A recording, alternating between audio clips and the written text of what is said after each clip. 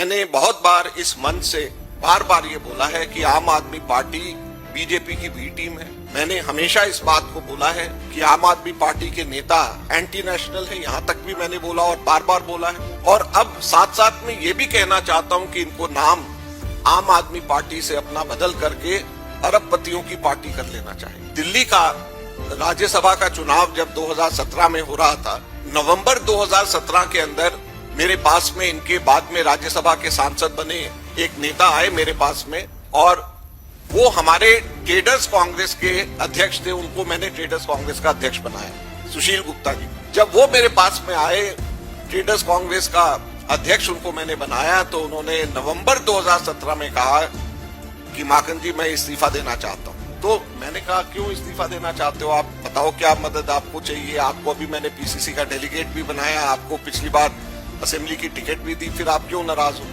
तो कहा जी मैं नाराज नहीं हूँ, अगले महीने जो आम आदमी पार्टी को 3 सीटें राज्यसभा में मिलने जा रही हैं, उसमें से 1 सीट मेरे को मिल रही है।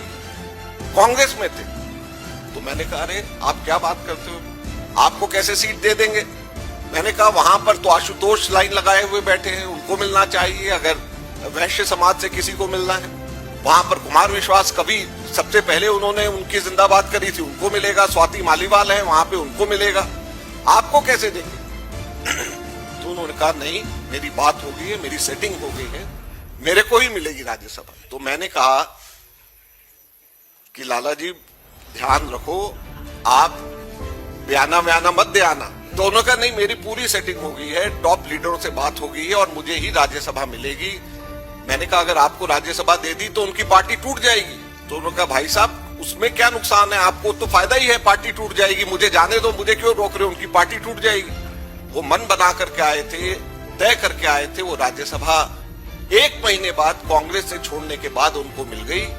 तो ये वो पार्टी है जिसने प्रशांत भूषण को राज्यसभा नहीं दी, जिसने योगेंद्र यादव को राज्यसभा नहीं दी, प्रोफेसर अनंत कुमार को राज्यसभा नहीं दी, जिसने आशुतोष जैसे काबिल साथी को राज्यसभा नहीं दी, कुमार विश्वास जैसे कभी को राज्यसभा नहीं दी, बल्कि धन कुबेरों को धन के आधार के ऊपर राज्यसभा देंगे। तो यही हाल होगा जो कि अभी पंजाब के सांसदों के साथ में हुआ है। जब मैं ये सारी चीजें आज की तैयारी के लिए कर रहा था, तो मेरी एक आदत है कि मैं थोड़ा रिसर्च जरूर करता हूं।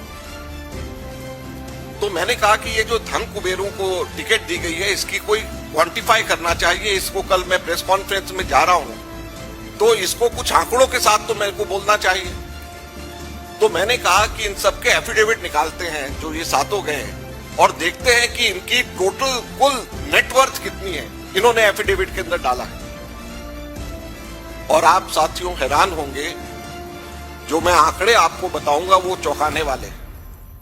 7 लोगों की टोटल तो मेरी कैलकुलेशन से बाहर है, लेकिन जितने टोटल थे उसको 7 से डिवाइड किया, तो जो प्रति राज्यसभा, प्रति व्यक्ति राज्यसभा जो इनकी नेटवर्थ है वो है 818 करोड़ रुपया प्रति राज्यसभा। 7 एमपी जो आम आदमी पार्टी से छोड़ करके भाजपा गए हैं, 818 करोड़ रुपए, 50,35,420 एग्जैक्ट ये 420 भी है लास्ट में।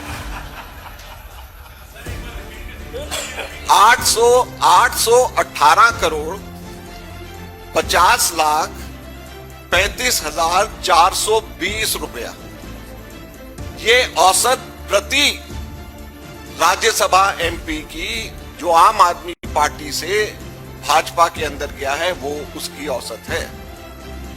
तो ये कहां के आम आदमी पार्टी है, ये अरबपतियों की पार्टी।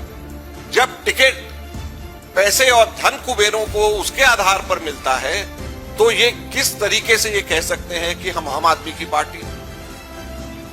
और फिर उसके बाद में मैंने एक और रिसर्च किया। मैंने कहा कि ये देखा जाए कि ये सारे सुशील गुप्ता जैसे तो नहीं है। मतलब ये कि ये पहले से आम आदमी पार्टी के लिए काम करते थे या सिर्फ चुनाव के टाइम पे गए। तो जब उसमें मैंने पूरी रिसर्च करी, तो ये जितने धन कुबेर हैं इनमें से एक की भी मुझे कोई स्टेटमेंट नहीं मिली जो कि आम आदमी पार्टी के फेवर में इन्होंने दी हुई हो चुनाव से पहले, अपने राज्यसभा में जाने से पहले। लिहाजा टिकट मिली, कुछ हुआ सेटिंग, और उसके बाद में ये राज्यसभा में आम आदमी पार्टी के हो गए, और उसके बाद में अब 3 दिन पहले बीजेपी ने इनको वापस अपनी पार्टी में ले लिया। सिर्फ 6% वोट लेने वाला अब 86% वहां पर राज्यसभा के अंदर सीटें पंजाब से ले रहा है। ये सारी की सारी चीजें यहां पर हुई हैं।